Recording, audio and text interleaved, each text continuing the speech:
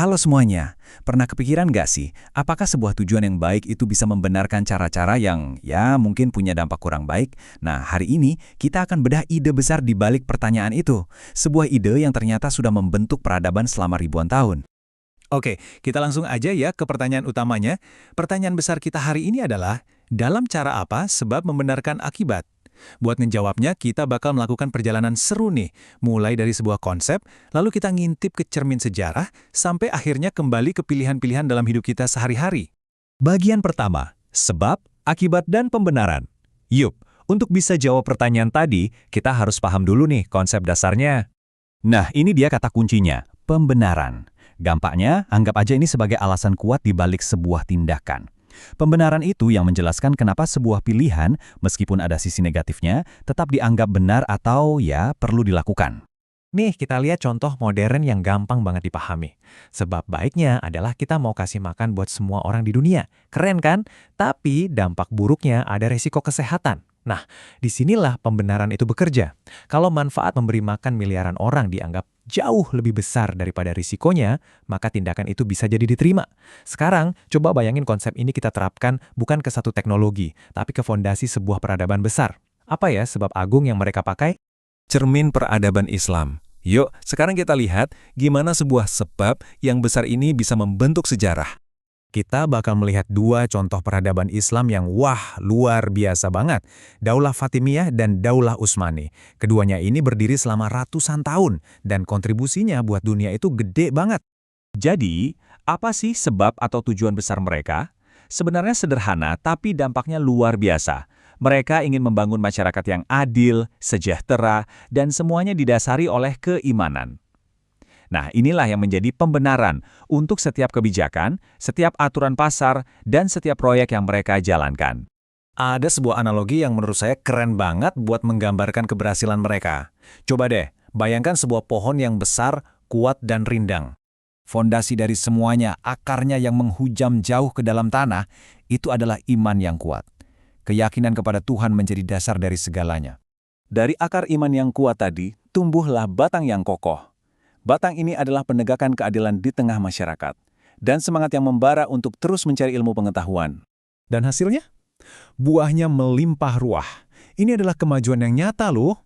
Pasar yang aman, ilmu pengetahuan yang berkembang pesat, dan kesejahteraan yang bisa dinikmati oleh semua orang. Ini adalah gambaran sempurna tentang bagaimana sebab yang baik, kalau dijalankan dengan benar, akan menghasilkan akibat yang luar biasa. Kunci kemajuan, amanah. Oke, jadi kalau iman itu akarnya, terus apa dong yang bikin pohon peradaban ini hidup dan subur? Nah, inilah kuncinya. Prinsip itu namanya amanah, atau gampangnya kepercayaan. Poin yang paling krusial adalah ini, kepercayaan dalam setiap urusan, terutama dalam perdagangan, ternyata menjadi mesin penggerak kemajuan peradaban mereka. Terus, amanah itu sebenarnya apa sih? Ini tuh lebih dari sekedar jujur loh. Amanah itu artinya menjadi orang yang bisa diandalkan, bertanggung jawab penuh, dan punya integritas dalam segala hal.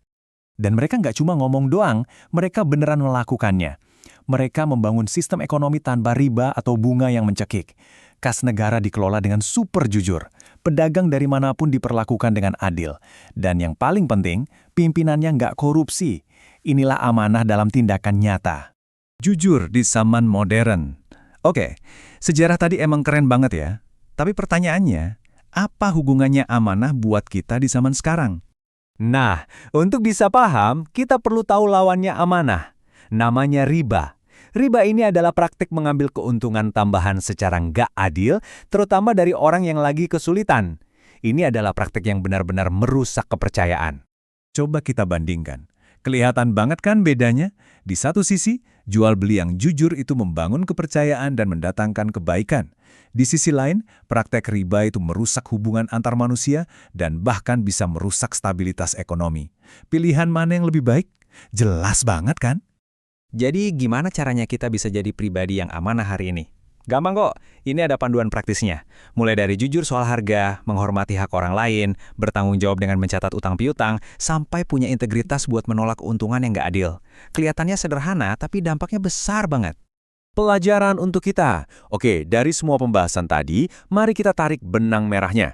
Ini dia, 3 hal penting yang perlu kita ingat. Pertama, kita jadi paham soal konsep pembenaran.